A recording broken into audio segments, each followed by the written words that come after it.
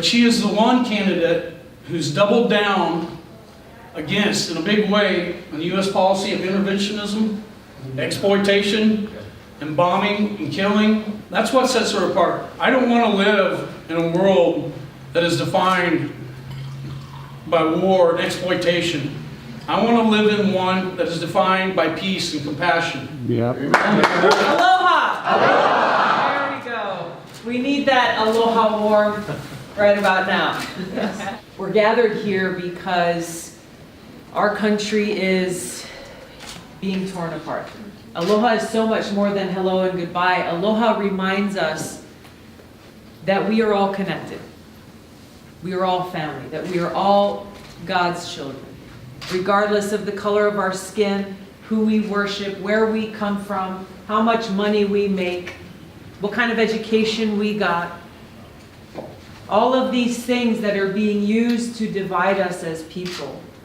Aloha inspires us to overcome those divides and to come together around that common spirit, those common goals and aspirations that we have. The choice is ours to stand together, to stand united in that spirit of aloha, that spirit of service above self, that brings us together and that gives us the power to overcome the obstacles that stand before us. Proven the only thing that has the power to overcome those forces of darkness and selfishness and greed is the power of the people.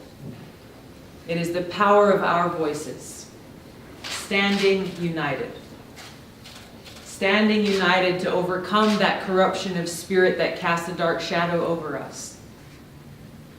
Standing united to bring about real change like Medicare for all. To make sure that every single person in this country gets the care that we need.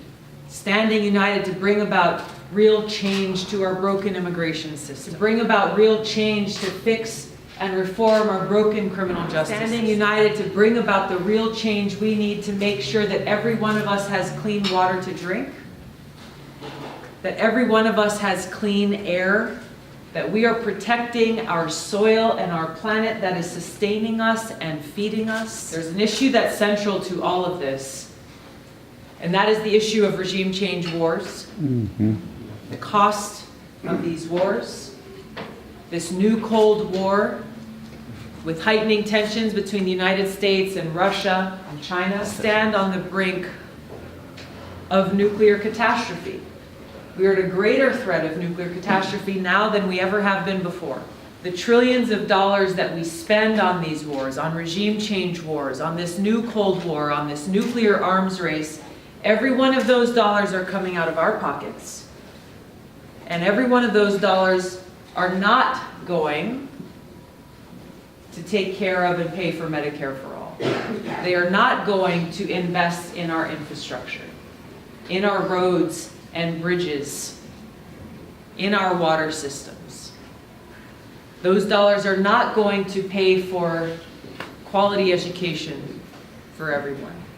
They're not going to pay for our teachers, for special education, for our schools. So this is why I talk about this issue. And sometimes people will say, Tulsi, why do you talk about war and the cost of war when there is so much that's happening right here in our own backyard that must be addressed?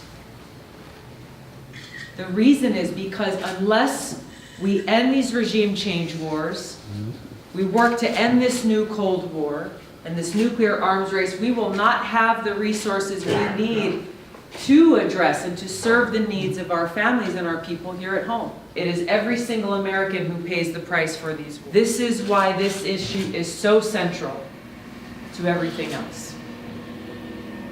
This is why it's important for us to take action, to make this change.